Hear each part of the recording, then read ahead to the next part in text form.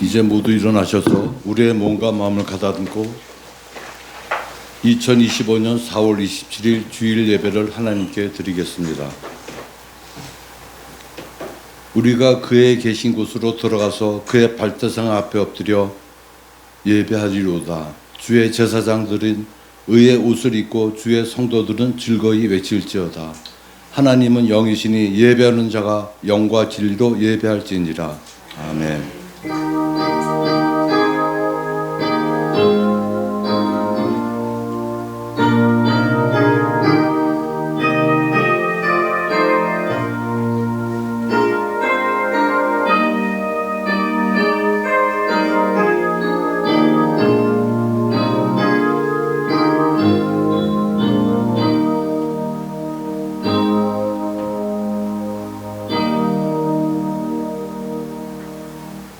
전능하신 하나님 아버지, 예수 그리스도의 부활하신 기쁜 소식을 듣고 한 주간을 보냈습니다. 그리고 다시 돌아온 주일을 맞이하여 다시 주님의 복된 음성을 듣고자 성도들이 모여 예배를 드립니다.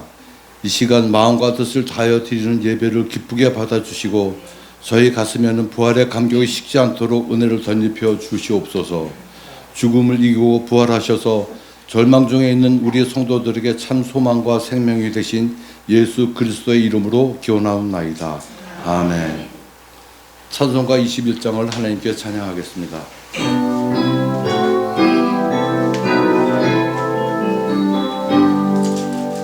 다 찬양하여라 전능한 창조의 주께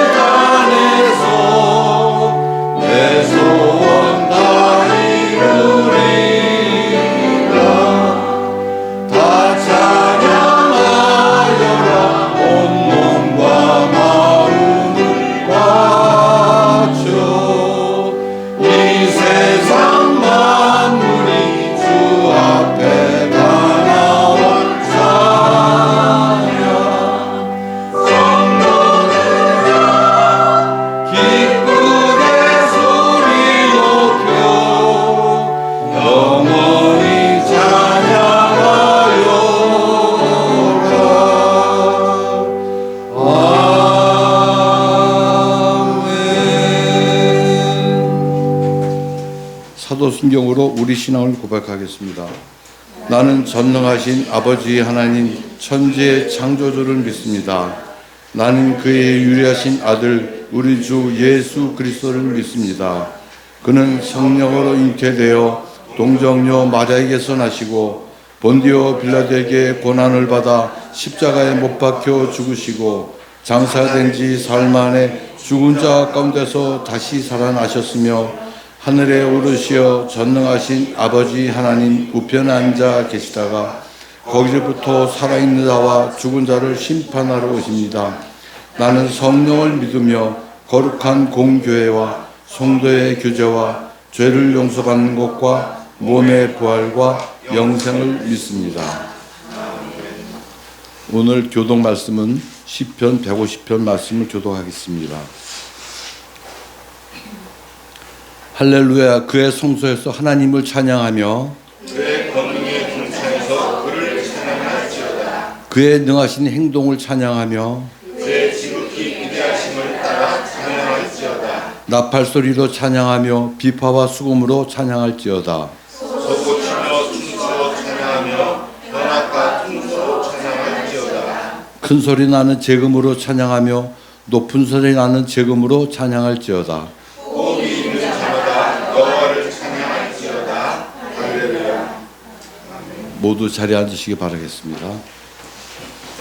찬송가 450장을 찬양하겠습니다.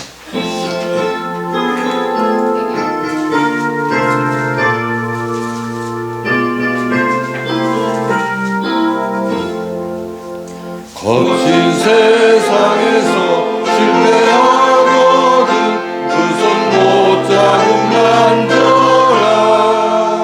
오랜 일 하다가 힘을 얻으리 그 손 못자국 만져라.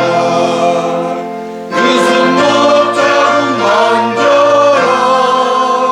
그 손 못자국 만져라. 주가 널 지키며 인도하시리.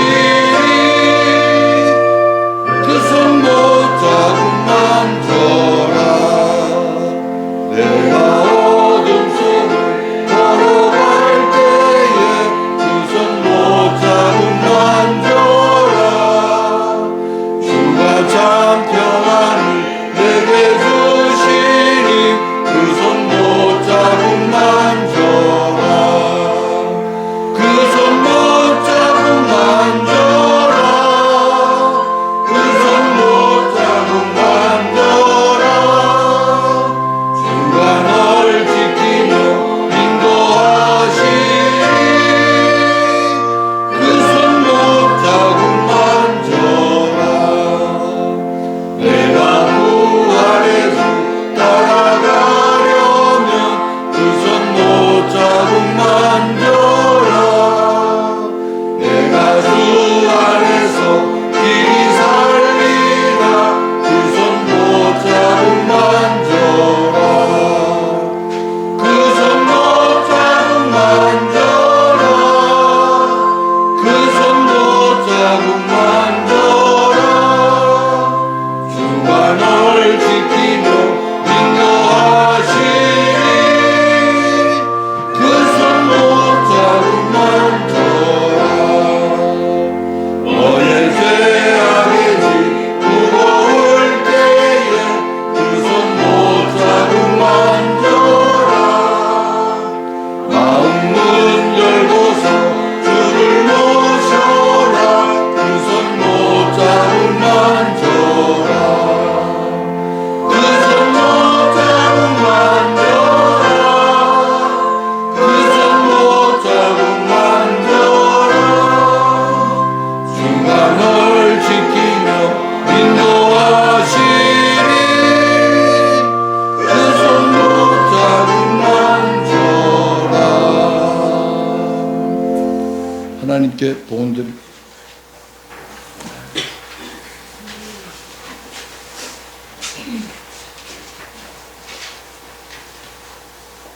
주님 감사합니다. 산과 들의 예쁜 꽃들이 만발하는 이 아름다운 계절에 사랑하는 우리 교회 성도들이 주님 전에 함께 모여 예배하게 하심을 감사드립니다. 벌써 4월 마지막 주일입니다. 나라 안팎으로 많이 혼란스럽지만 우리나라를 지켜주셔서 마음껏 하나님께 찬양하며 예배할 수 있는 나라로 지켜주시옵소서. 가정의 달 5월이 다가옵니다. 마음을 다하고 목숨을 다하고 힘을 다하고 뜻을 다해서 하나님을 사랑하고 이와 같이 우리 부모님과 형제와 자녀와 이곳에서 사랑할 수 있는 마음을 주시길 바라면서 우리 주 이름으로 기도드립니다. 아멘.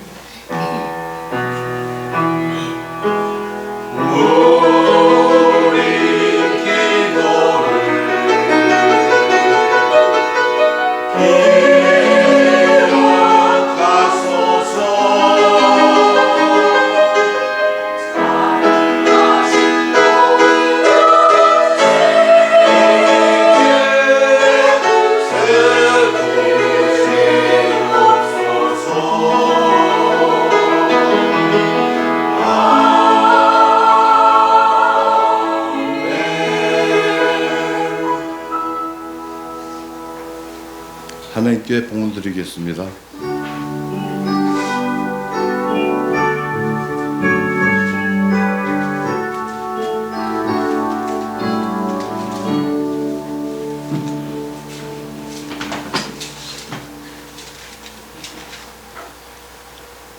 기도드리겠습니다.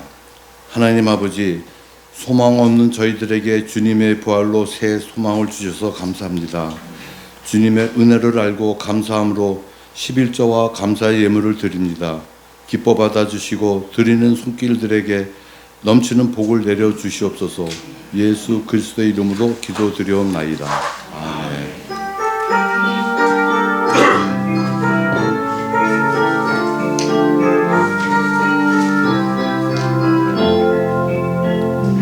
주의 사랑으로 사랑합니다. 주의 사랑으로 사랑합니다. 형제 안에서 주의 영광을 보내 주의 사랑으로 사랑합니다. 주의 사랑으로 환영합니다. 주의 사랑으로 환영합니다. 자매 안에서 주의 영광을 보내 주의 사랑으로 환영합니다.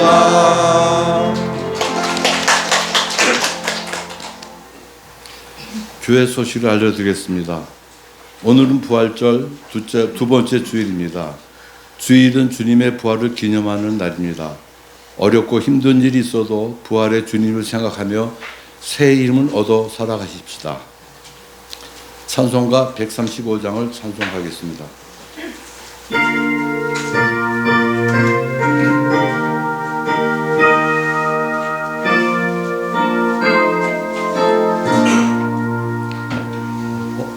영원토록 변함없는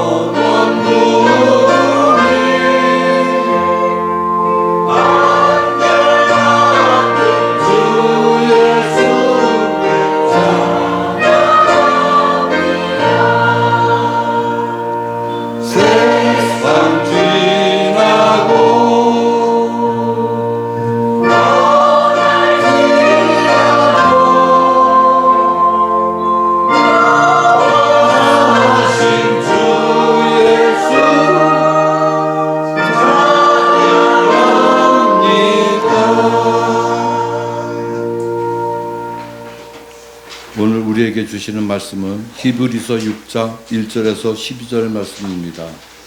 신약 성경 357쪽에 있습니다. 하나님 말씀을 받들어 읽겠습니다. 경청하시기 바랍니다. 그러므로 우리가 그리스도의 도의 초부를 버리고 죽은 행실을 회개함과 하나님께 대한 신앙과 세례들과 안수와 죽은 자의 부활과 영원한 심판에 관한 교훈의 터를 다시 닦지 말고 완전한 대로 나아갈지니라. 하나님께서 허락하시면 우리가 이것을 하리라. 한번 빛을 받고 하늘의 은사를 맛보고 성령에 참여된 바 되고 하나님의 선한 말씀과 내세의 능력을 맛보고도 타락한 자들은 다시 새롭게 하여 회개할 수 없게 하느니 이는 그들이 하나님의 아들을 다시 십자가에 못 박아 드러내놓고 욕되게 함이라. 땅이 그 위에 자주 내리는 비를 흡수하여 밭을 가는 자들이 쓰기에 합당한 채소를 내면 하나님께 복을 받고 만일 가시와 엉겅퀴를 내면 버림을 당하고 저주함에 가까워 그 마지막은 불사름이 되리라. 사랑하는 자들아, 우리가 이것이 말하나 너희에게는 이보다 더 좋은 것 곧 구원에 속한 것이 있음을 확신하노라. 하나님은 불의하지 아니하사 너희 행위와 그의 이름을 위하여 나타낸 사랑으로 이미 성도를 섬긴 것과 이제도 섬기고 있는 것을 잊어버리지 아니하시느니라. 우리가 간절히 원하는 것은 너희 각 사람이 동일한 부지런함을 나타내어 끝까지 소망함의 풍성함에 이르러 게으르지 아니하고 믿음과 오래 참음으로 말미암아 약속들을 기업으로 받는 자들을 본받는 자 되게 하려는 것이니라. 아멘.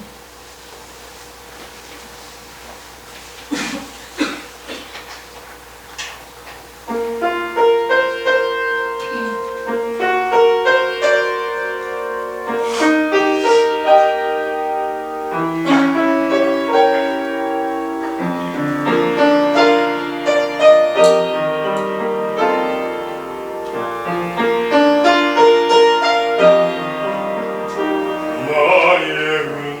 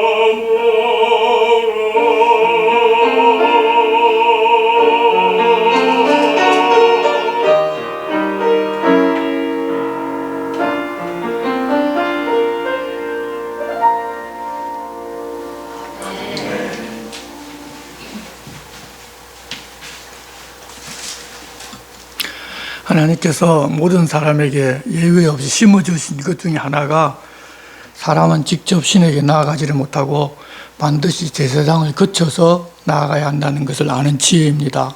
그래서 이 세상에 있는 그 어떤 종교를 보더라도 신과 사람 사이에서 사람이 원하는 것을 신에게 부탁하고 또 신이 전하는 말과 뜻을 알려주는 제사장이 존재합니다.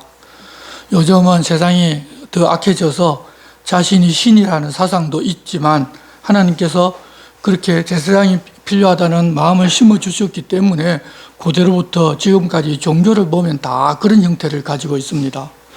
그러다 보니 이 교회에서조차도 아직도 목사를 제사장이라고 알고 제사장에게 하듯하라는 사람도 있고 성도 중에서도 여전히 그러는 사람이 있습니다. 하지만 하나님과 사람 사이를 사람이 이어주던 시대는 하나님께서 이제 끝을 내셨다는 사실을 알고서 더는 그는 거짓말에 속지 말고 바르게 신앙생활 해야 할 것입니다.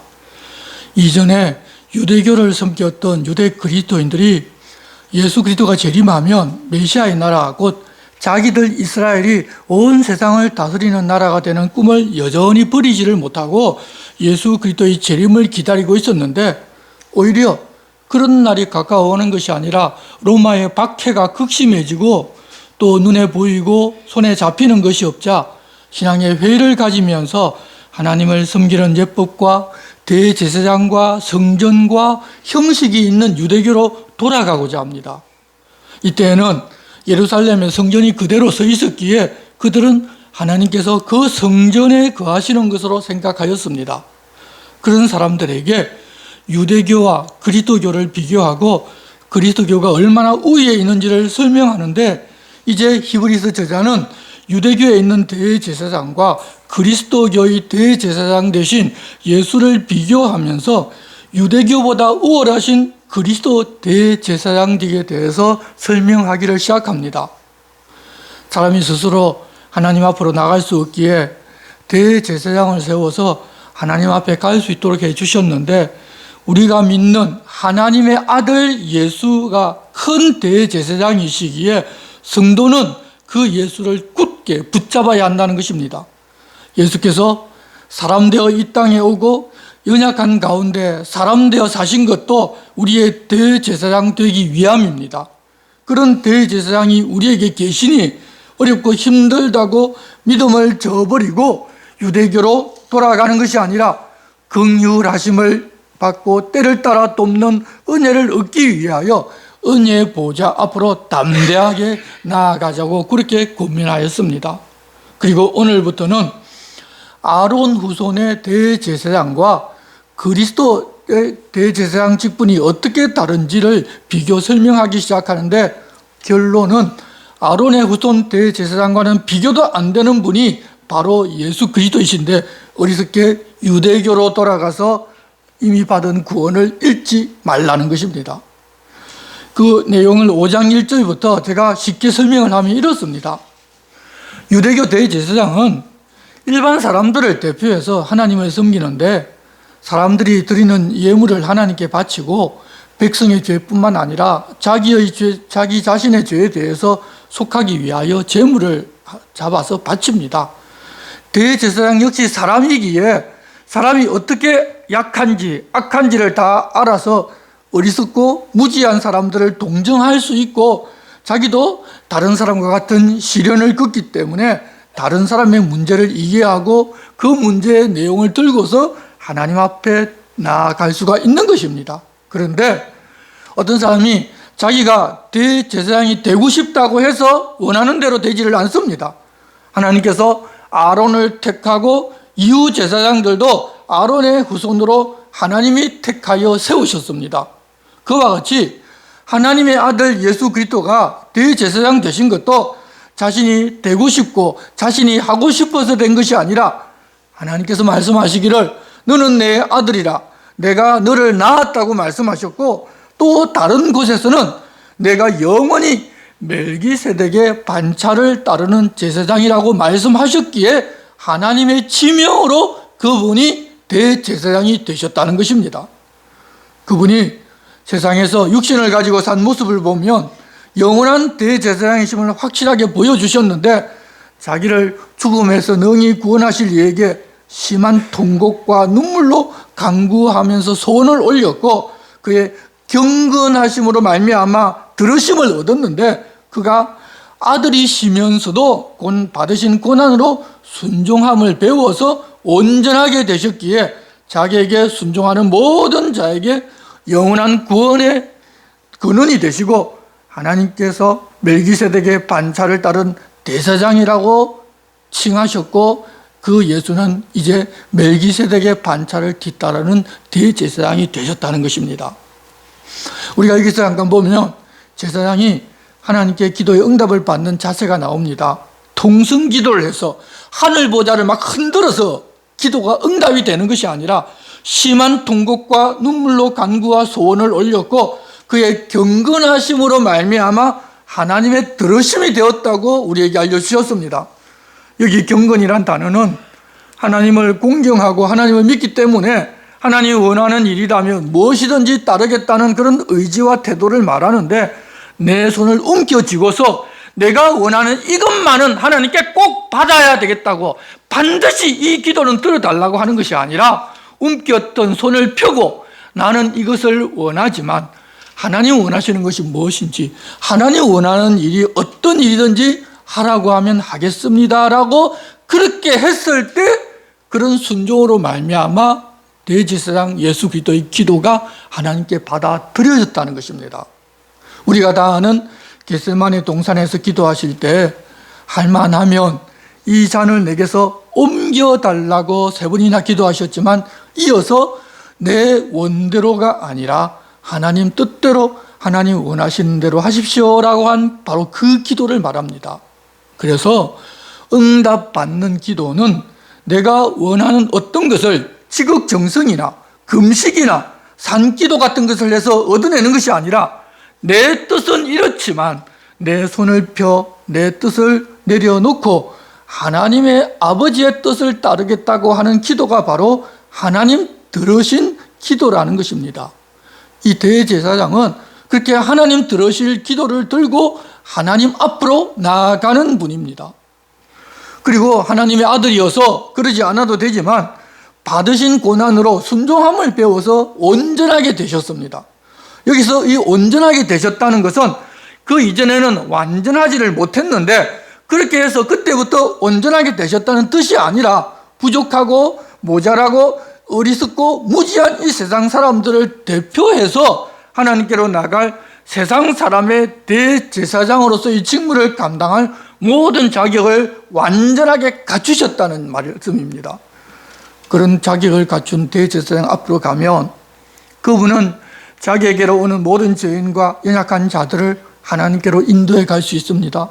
그러는 사람들의 처지와 생각, 사람들이 원하는 것을 다 알 수 있도록 주님께서 직접 시험을 당하셨고 고난도 당하신 것입니다. 그렇기에 자기에게 순종하는 모든 자에게 영원한 구원의 권능이 되셨고 하나님께서는 그를 멜기세덱의 반차를 따른 대제사장이라고 불러주셨습니다. 자, 그러면 이제 멜기세덱이 어떤 분이신지 그리고 멜기세덱의 반차가 어떤 것인지를 바르게 알아야 하지 않겠습니까? 그래서 그에 대하여 설명을 하고자 하는데 문제는 당시 히브리 출신 유대 성도들이 영적으로 너무 어려서 이 이야기를 해봐야 도무지 알아들을 수준이 안 된다는 것입니다. 그래서 멜기세덱에 대한 이야기를 잠시 멈추고서 그들의 영적인 상태에 대하여 먼저 이야기를 하면서 흔들려 유대교로 돌아가 이미 얻은 구원을 빼앗기지 말라는 권유를 5장 11절부터 6장까지 하게 됩니다. 오늘은 이제 우리가 그 부분을 중점적으로 보도록 하겠습니다. 이 사람들은 영적으로 생각하고 영적인 가치를 추구하는 것이 아니라 유대교에서 배운 방식대로 모든 것을 세상적으로만 이해하고 세상의 것만 구하고 있었습니다. 믿은 지 이미 수십 년이 지났기 때문에 이때쯤 되면 영적인 진리를 남에게 가르칠 선생은 되어야 하는데 그러지를 못하고 아직도 하나님 말씀의 초보에 진리를 정확하게 알지를 못하고 계속해서 다른 사람에게 반복해서 설명을 드려야 할 수준이고, 또 다른 사람이 어떤 이야기를 한다면 거기에 귀가 기울이고 또 호기심이 생겨서 그 사람에게 쪼롯이 쫓아가 앉아있는 그런, 젖만 먹어서 소화시키고 단단한 것을 먹으면 배탈이 나는 그런 어린아이 수준에 계속 머물러 있었다는 것입니다.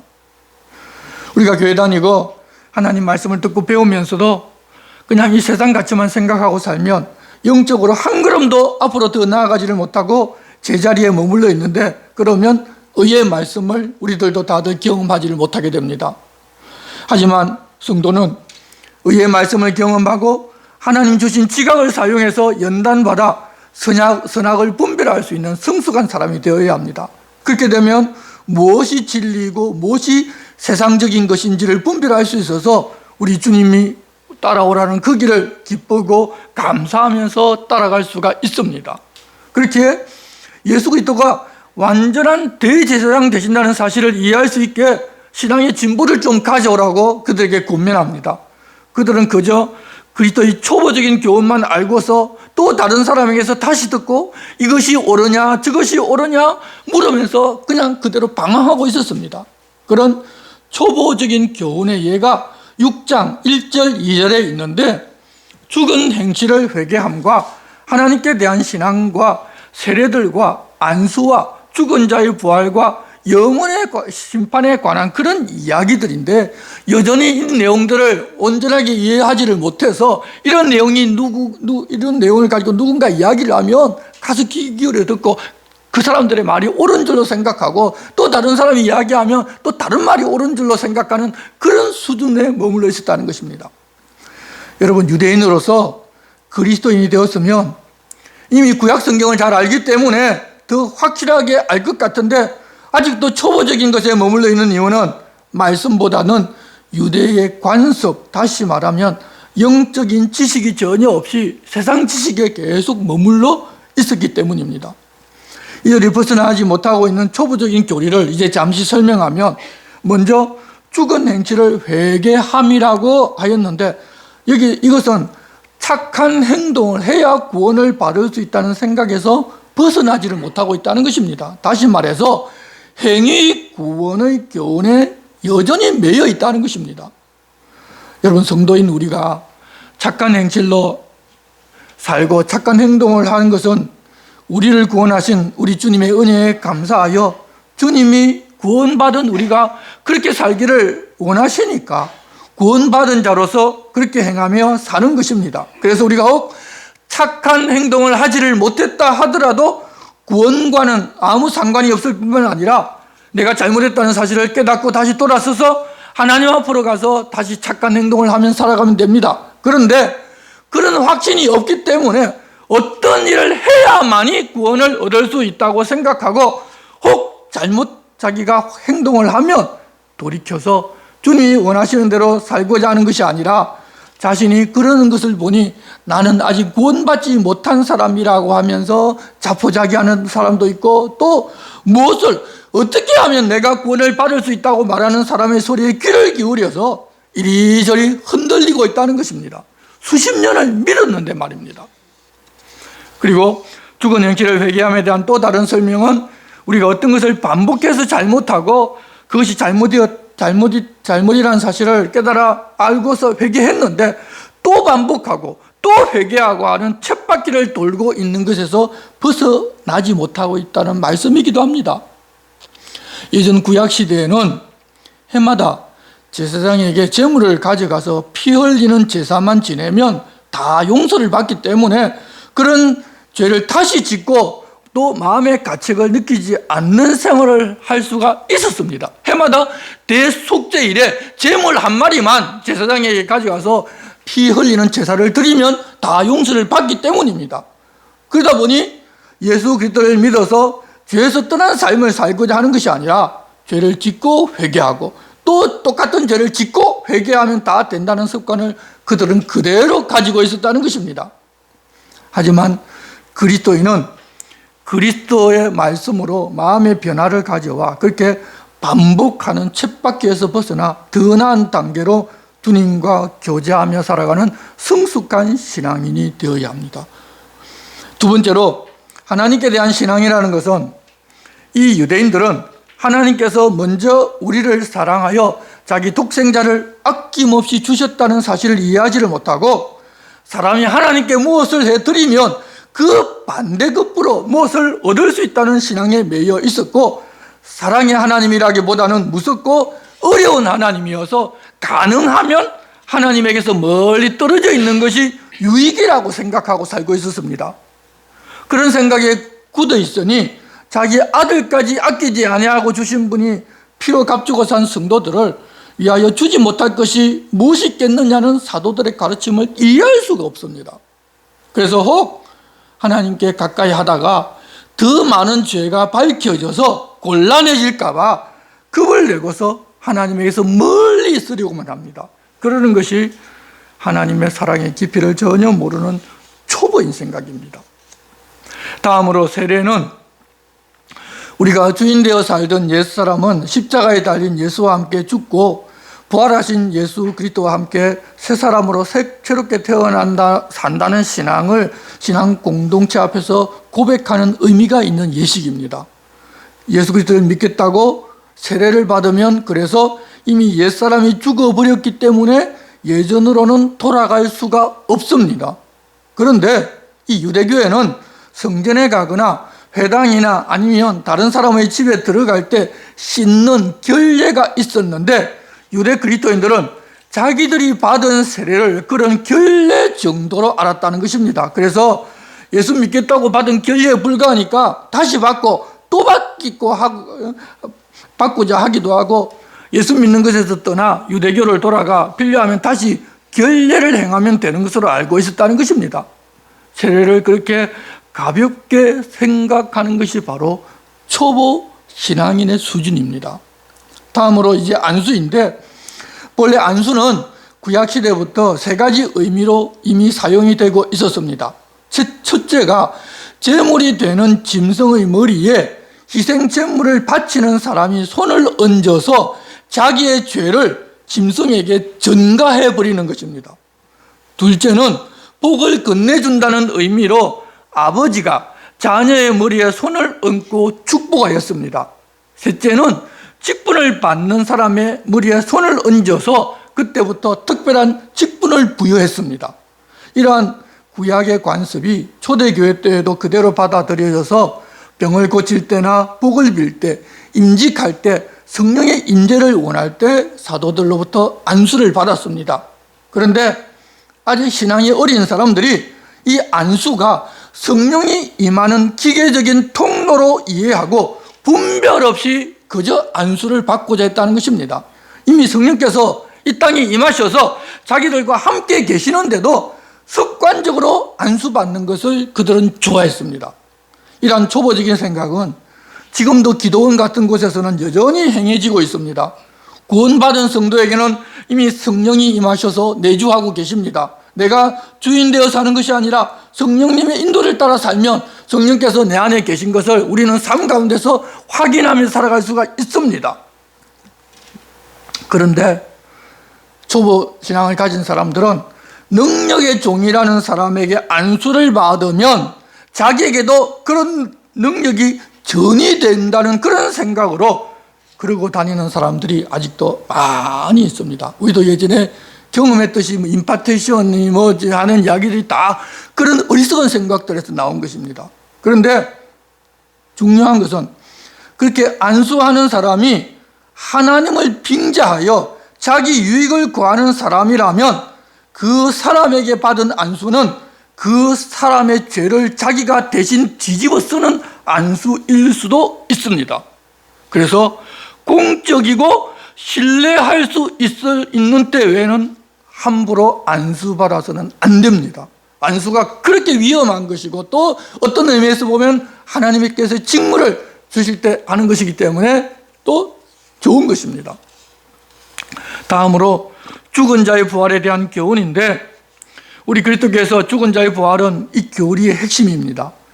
바울 사도가 천부장과 대제사장 아나니아 앞에서 자기가 죽은 자의 소망 곧 부활로 인하여 신문을 받는 것이라고 소리를 높일 정도로 이 부활신앙은 사도들이 전하던 핵심 신앙이었고 우리 그리스도인들의 신앙의 핵심입니다.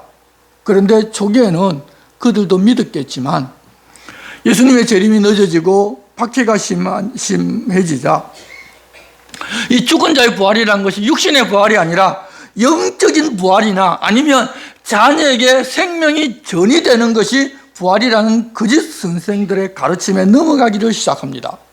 당장 눈앞에서 육신이 부활하는 사람이 나타나지를 아니하자 그런 거짓 교리가 기성을 부렸습니다. 그래서 가르치고 다시 가르쳐야 할 정도로 기본부터 완전히 흔들려 버렸습니다. 다음은 영원한 심판에 대한 교훈입니다. 이 심판으로 영생에 들어갈 사람과 영벌에 처할 사람이 구분이 됩니다. 그러면 어떻게 하면 이 최후의 심판 때 영생에 들어갈 사람으로 구분되는가 하면 예수 그리스도의 피로 구속받고 예수 그리스도의 품에 숨은 사람은 영생에 들어가게 됩니다. 그들은 사망이라는 영벌을 예수 그리스도가 십자가에 달릴 때 예수님과 연합해서 이미 함께 받았기 때문입니다. 그런데 여전히 세상 가치로 사는 초보 신앙인들은 사람이 자기가 일생 동안 행한 것을 선과 악을 저울에 달아보아서 선을 행한 것이 많으면 영생으로 가고 악을 행한 것이 많으면 영벌로 간다는 생각을 여전히 하고 있다는 것입니다. 만일 그 교훈이 진짜라면 사람으로 하여금 평생 선을 행하면서 살게 격려하기도 하지만 결국 그것은 본인의 행위에 의하여 구원이 결정된다는 그런 이론이 되어버립니다.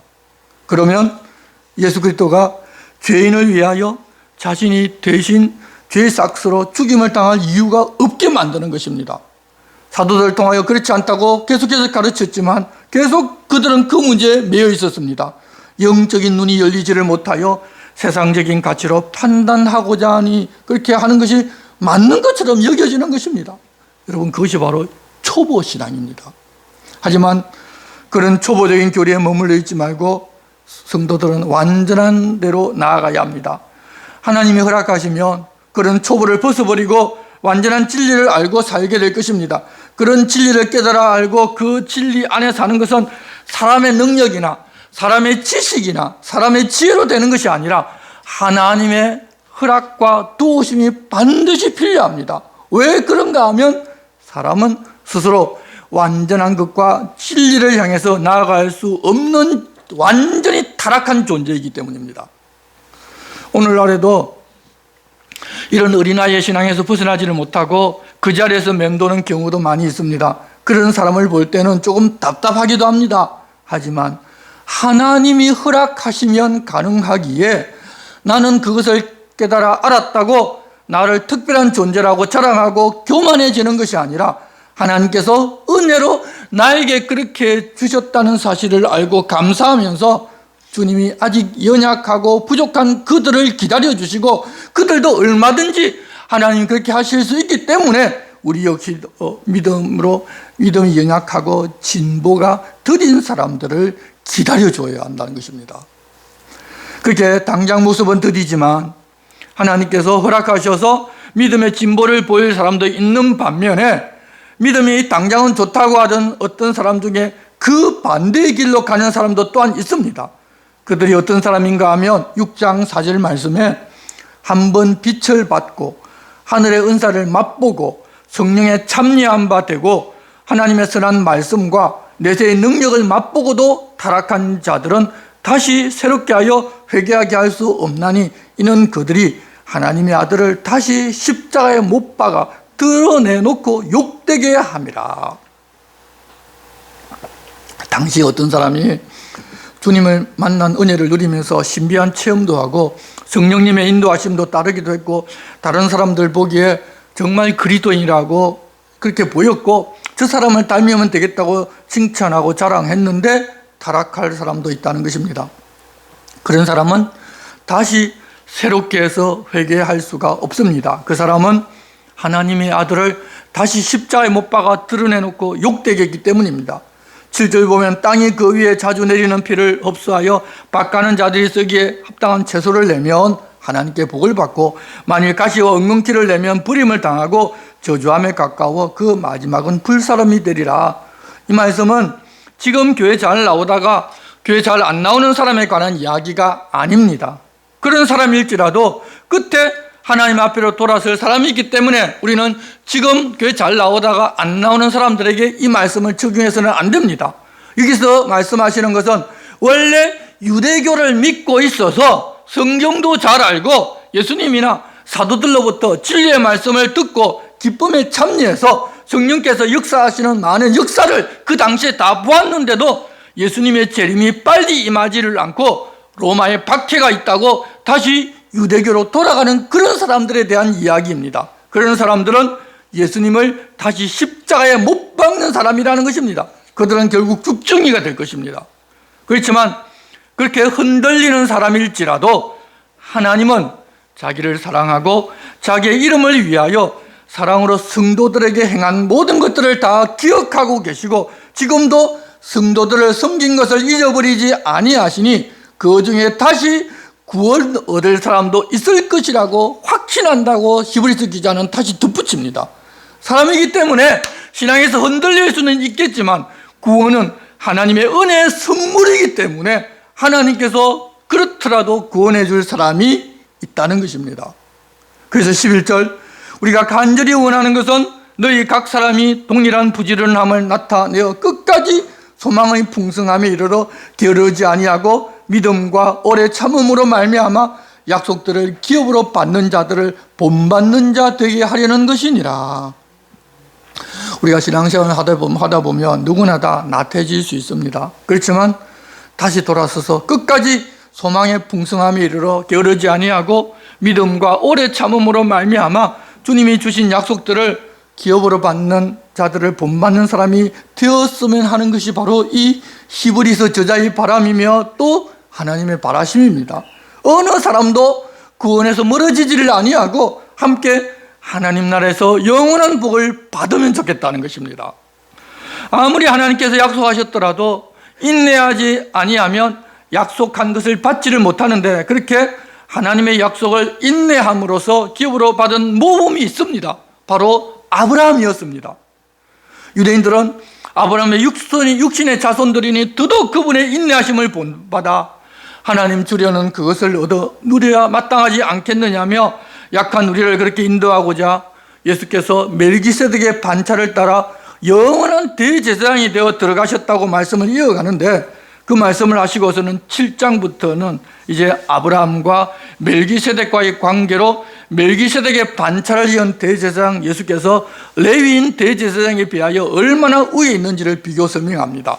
그 부분은 다음 주에 보고 이제 6장 13절을 계속해서 보면 하나님이 아브라함에게 약속하실 때 가리켜 맹세할 자가 자기보다 더 큰 이가 없으므로 자기를 가리켜 맹세하여 이르시되 내가 반드시 너에게 복주고 복주며 너를 번성하게 하고 번성하게 하리라 하셨더니 그가 이같이 오래 참아 약속을 받았느니라. 하나님보다 더 높은 대상이 없기 때문에 하나님께서 어지간하면 맹세를 하지를 아니하십니다. 그런데도 복 주신다는 사실을 확실하게 하기 위하여 자신을 두고 맹세를 해 주셨습니다. 그런데 그렇게 하나님께서 맹세해 주셨음에도 불구하고 무려 25년 동안이나 아브라함에게 그 약속이 이루어지지를 않았습니다. 그런데 우리가 다 알다시피 75세에 그런 약속을 받았는데 25년 후 100세가 되었을 때 결국 그 일은 다 이루어졌습니다. 그렇게 되어서 하나님의 약속이라는 것은 오래 참아서 받는 것임을 너희들도 다 알고 있으니 너희들도 예수 그리스도의 재림을 기다리는 신앙은 그렇게 오래 참아 인내해서 받는 것임을 알라는 것입니다. 그리고서 16절 사람들은 자기보다 더 큰 자를 가리켜 맹세하나니 맹세는 그들이 다투는 모든 일의 최후 확정이니라. 하나님은 약속을 기업으로 받는 자들에게 그 뜻이 변하지 아니함을 충분히 나타내시려고 그 일을 맹세로 보정하셨나니 이는 하나님이 거짓말을 하실 수 없는 이 두 가지 변하지 못할 사실로 말미암아 앞에 있는 소망을 얻으려고 피난처를 찾은 우리에게 큰 안위를 받게 하려 하심이라. 그리고서 믿는 우리에게 영원한 생명과 하나님의 나라를 주신다고 맹세하여 약속을 해주신 것도 아브라함에게 보여주신 그 일처럼 반드시 된다는 것을 알려주시려고 하나님이 직접 맹세로 보증하셨다는 것입니다. 이전에 아브라함이 약속의 성취를 받게 된 것을 아는 우리는 그렇게 하나님께서 맹세하고 약속해 주신 것은 다 이루어진다는 사실을 알아서 안심하고 하나님을 믿고 기다리며 살 수 있게 해주셨다는 것입니다. 19절입니다. 우리가 이 소망을 가지고 있는 것은 영혼의 닷 같아서 튼튼하고 견고하여 휘장 안에 들어가나니 그리도 앞서가신 예수께서 멜기세덱의 반차를 따라 영원히 대제사장이 되어 우리를 위하여 들어가셨느니라. 사람인 레위 후손 제사장이 속죄소에 들어가서 속죄를 해도 제사함을 받았다고 믿음으로 안심하고 살아가는데 멜기세덱의 반차를 따른 영원한 대제사장 예수께서 하늘의 지성소에 들어가서 우리로 하여금 그렇게 해주셨는데 어떻게 그것을 믿지를 못하고 요동할 수가 있느냐는 것입니다. 그러니 예수 믿다가 당장 눈앞에 어려운 일이 있고 박해가 있다고 유대교로 돌아가는 일은 어리석은 일이라는 것입니다.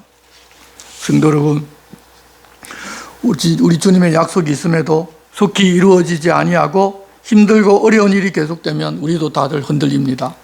하지만 우리는 그렇게 내 시간에 내 뜻으로 내 소원 이루어 주시는 하나님을 믿는 것이 아니라 자기 아들을 우리를 위하여 내어주고서 영원한 생명을 얻어 누리게 하는 정말 특별한 약속을 믿고 지금을 살아가는 사람들입니다.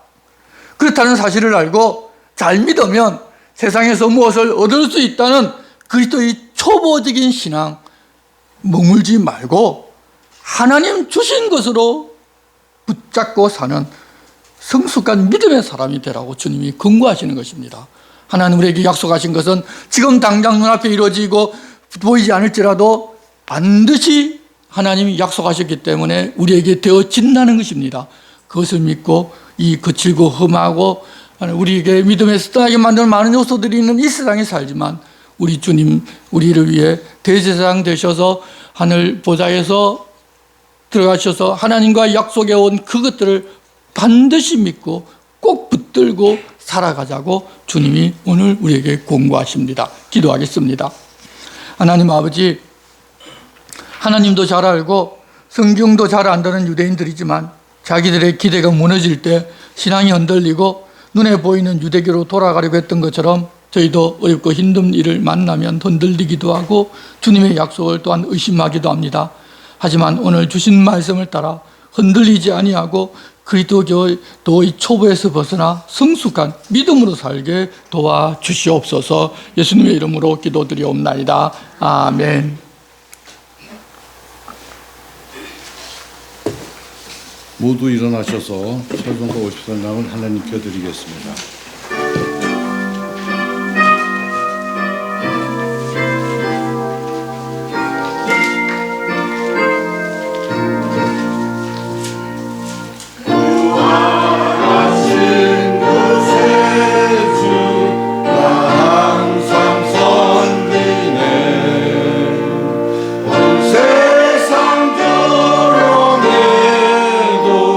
주전면 사셨네